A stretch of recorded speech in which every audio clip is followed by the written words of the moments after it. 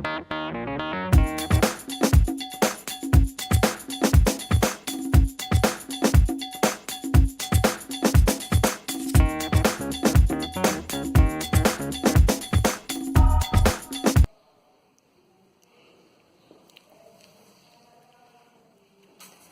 dia, professora Gina. Bom dia. Tudo bem? Ótimo. Você é natural de? Brasília, Distrito Federal. Você é professora? Sim, sou professora de língua portuguesa há 26 anos. Você hoje está aqui em Mambuí, foi convidada pelo professor Hudson Isso, exatamente. para fazer uma palestra Isso, e falar sobre um grande projeto seu. exatamente. Como que chama esse projeto? É o projeto Mulheres Inspiradoras. Essas Mulheres Inspiradoras é um projeto da sua área de... Eu sou de língua portuguesa e eu propus um projeto que fosse interdisciplinar, que colocasse os vários saberes em diálogo, né? Os conhecimentos de história, de geografia, de língua portuguesa, de ciências, dialogando entre si.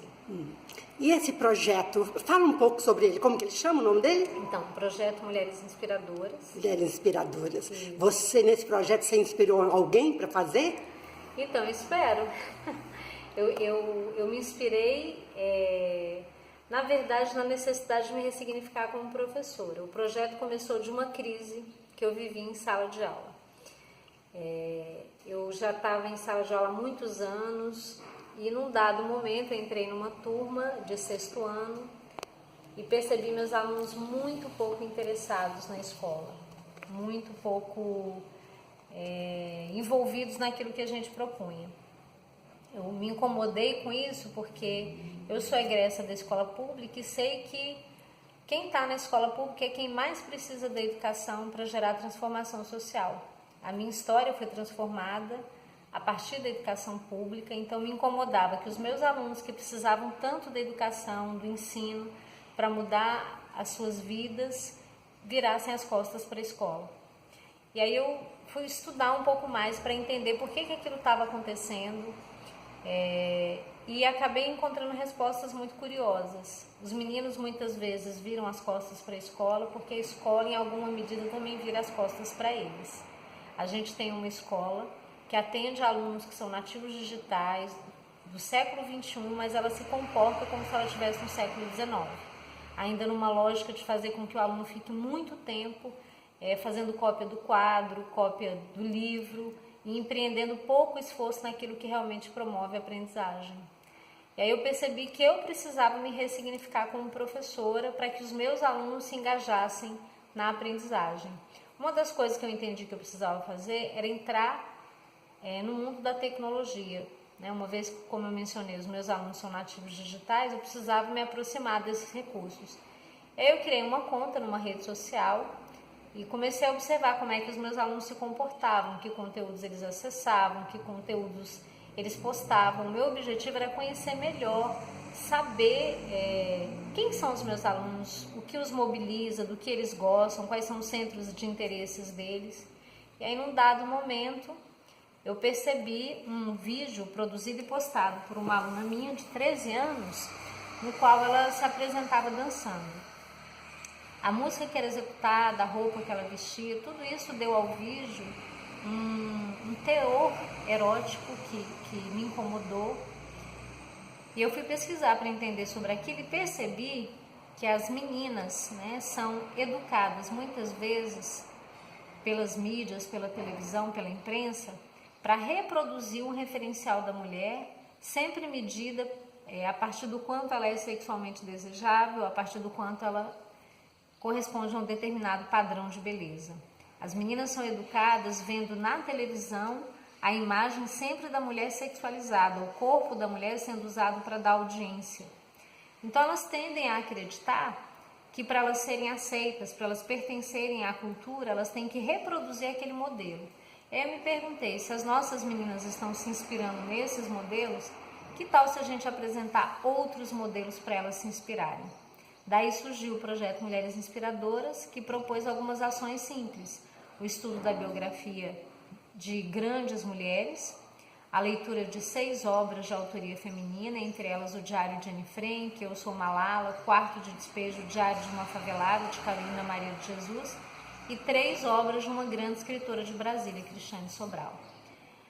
Eles também conheceram mulheres da própria comunidade em Ceilândia, mulheres que têm feito contribuições decisivas, relevantes para a nossa cidade. Eles entrevistaram essas mulheres, conheceram pessoalmente. E na última etapa eu os convidei a escolherem a mulher inspiradora da vida deles, para eles entrevistarem e a partir dessa entrevista a gente contar a história dessas mulheres. E foi a etapa do projeto para mim mais surpreendente, porque foi o momento em que os meninos escolheram a mãe, a avó, a bisavó para entrevistar. E primeiro eles escolheram a mãe, a avó e a bisavó como inspiradora, porque eles disseram: professor, esse título é muito importante, eu não posso dar para qualquer pessoa, tem que dar para uma pessoa muito especial. E aí eu fiz um roteiro, junto com eles, um roteiro de entrevista muito minucioso, para que a gente os ajudasse a sanar todas as lacunas que eles tivessem em relação ao conhecimento que eles têm dessas mulheres.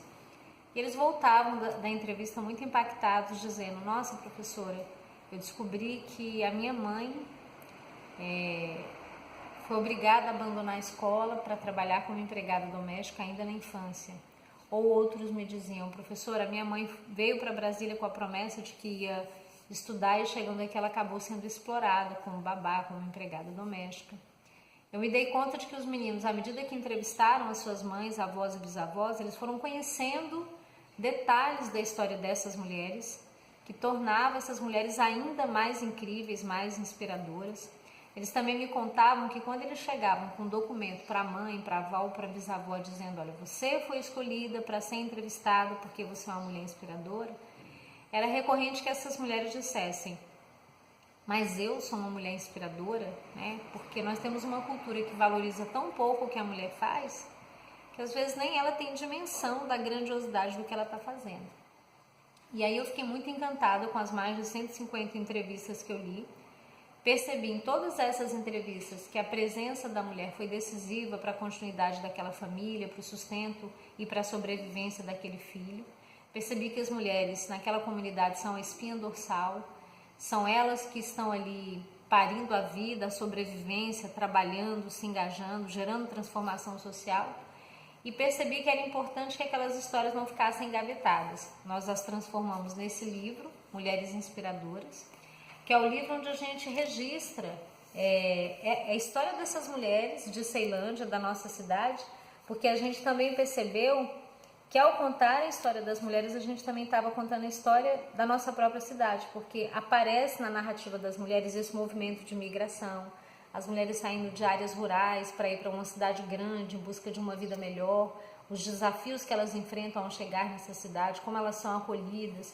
Elas trazem na narrativas referências à paisagem da cidade há 50 anos atrás, quando elas chegaram, né? Então, se tornou um registro muito precioso, porque a gente dá visibilidade e valoriza essas mulheres e valoriza o trabalho dos alunos que escreveram essas histórias e também colabora para a discussão sobre a questão do machismo a partir de histórias reais. Porque eu percebi que em praticamente todas essas histórias aparecem marcas do machismo. Mulheres que foram abandonadas porque engravidaram, mulheres que foram exploradas na infância, que não tiveram direito a frequentar a escola, mulheres que sofreram violência, abuso. Então é uma maneira bem significativa e bem relevante da gente ajudar os nossos alunos a compreenderem que o machismo faz parte da nossa cultura e que a gente tem que ter a coragem de desconstruí-lo, porque ele não favorece nem aos homens e nem às mulheres. No fundo, ele não é bom para ninguém. Que maravilha! Parabéns, professora! Muito bonito este projeto seu.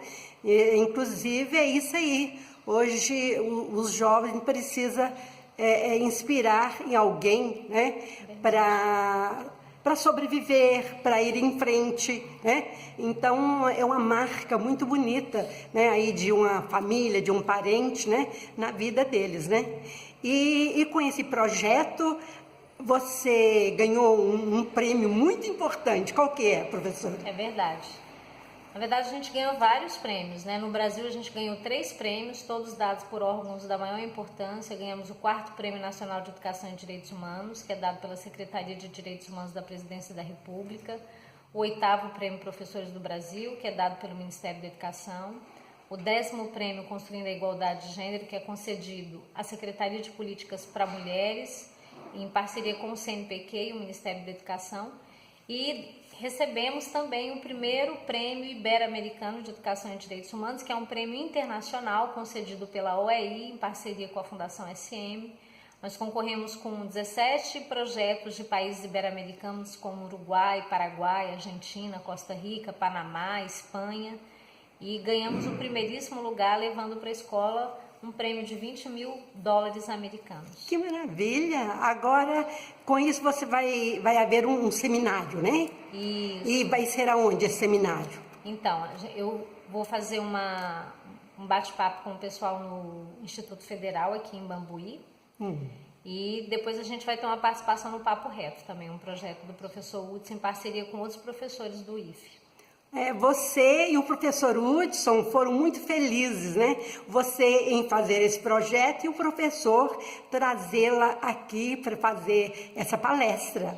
Eu tenho certeza que vai ser um sucesso.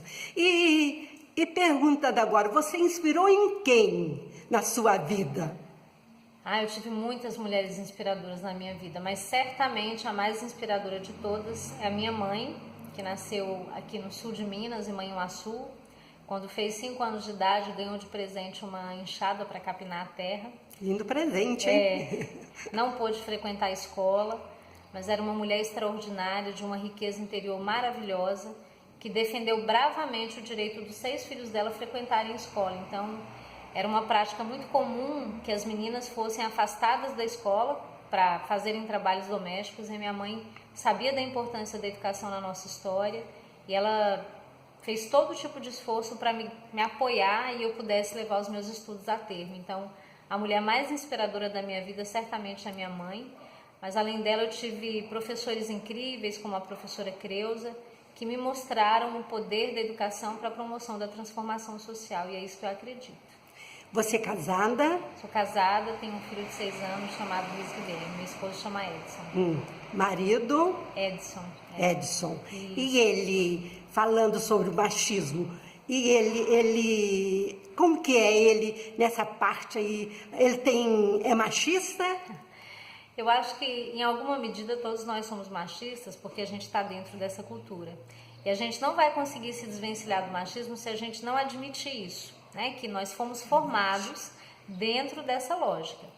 Mas ele é uma pessoa extraordinária que faz um esforço enorme para vencer. Ele teve a bênção de nascer numa família que tinha 6 filhos, era uma única mulher. E aí a mãe dele percebeu que seria muito importante os meninos crescerem ajudando a realizar trabalho doméstico, por exemplo. Então, embora ele seja filho de nordestinos, e a gente sabe que na cultura nordestina às vezes o machismo se apresenta com muita força, a minha sogra, Dona Auri, ela sempre educou os filhos para que eles não fossem machistas, para serem apoiadores das suas esposas, para ajudarem no trabalho doméstico.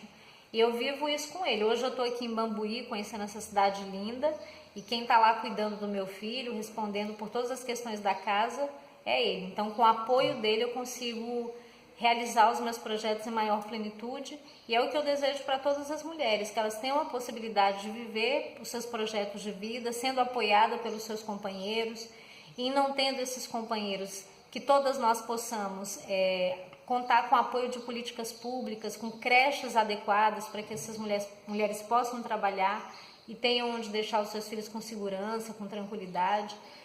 Opção de escolaridade, formação para essas mulheres, profissionalização para que elas possam ter autonomia financeira e não precisem se submeter à violência em nome de garantir a própria sobrevivência. Então, quando uma mulher está fortalecida, está empoderada, a sociedade inteira ganha, porque a gente vai ter uma sociedade mais equilibrada, as crianças vão ser mais apoiadas, né? E os homens ganham também, porque a gente divide a responsabilidade, partilha os esforços, e quando um apoia o outro, todo mundo acaba saindo mais fortalecido. Você está de parabéns, sua família, seu marido, seu esposo, e seja bem-vinda em Bambuí. Agora eu queria que você deixasse uma mensagem aqui, talvez para os estudantes, para as mulheres bambuenses. Então, primeiro eu quero agradecer muito por ter tido a oportunidade de conhecer essa cidade. Eu estou encantada com a beleza natural de Bambuí, com o aspecto aconchegante de cidade do interior, Eu amo as ladeiras de Minas, né? Então, para mim foi muito prazeroso chegar aqui, ouvir o sotaque mineiro, perceber a beleza natural. Eu recebi como um presente esse convite para vir para Bambuí e certamente vou sair daqui levando muitas coisas boas, muitos aprendizados, sobretudo em relação a perceber que tem gente aqui extraordinária querendo provocar transformação social.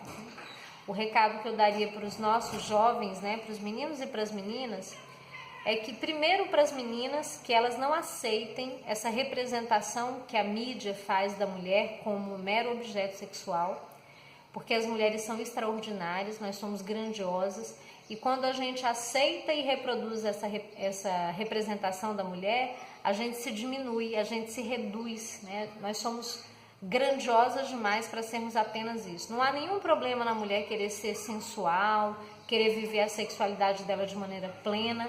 Isso é um sinal de saúde, né? O que não pode é a gente aceitar essa tentativa de estigmatizar a mulher como se ela só pudesse ser isso. Nós temos grandes escritoras, grandes pesquisadoras, grandes jornalistas, grandes ativistas dos direitos humanos, mulheres extraordinárias que estão provocando grandes revoluções no mundo e que não aceitaram essa representação que as diminui. Então, meninas, vocês são fantásticas, são grandiosas, abracem grandes projetos de vida para que vocês também escrevam grandes histórias para suas vidas. E em relação aos meninos, eu quero convidar os meninos para serem nossos parceiros, porque eles têm uma missão muito importante. A missão de construir masculinidades que não sejam tóxicas. O machismo ele é tóxico tanto para o homem quanto para a mulher, porque ele impõe ao homem representações que também são negativas. De um homem que não pode exercer as próprias emoções, não pode falar delas, não pode chorar, ou de um homem que para se afirmar como homem tem que sair pegando geral, né, como eles falam. Nem todos os homens se sentem confortáveis com essas práticas, muitos se sentem violados e eles têm dificuldade de sair disso porque isso está muito forte na nossa cultura. Então a gente precisa também dos homens nos ajudando a pensar no mundo sem machismo, onde homens e mulheres possam viver os seus direitos da maneira mais plena possível. O Jornal da Canastra agradece e muito obrigada. Foi ótimo essa prosa, essa entrevista, muito lindo. Você está de parabéns e eu desejo sinceramente, coração, todo sucesso. Eu é que agradeço. E que este livro, esse projeto, passa para além do mar. Maravilha, eu que agradeço a oportunidade, foi um grande prazer conversar com o Jornal da Canastra e muito obrigada à acolhida amorosa aqui na cidade de Bambuí.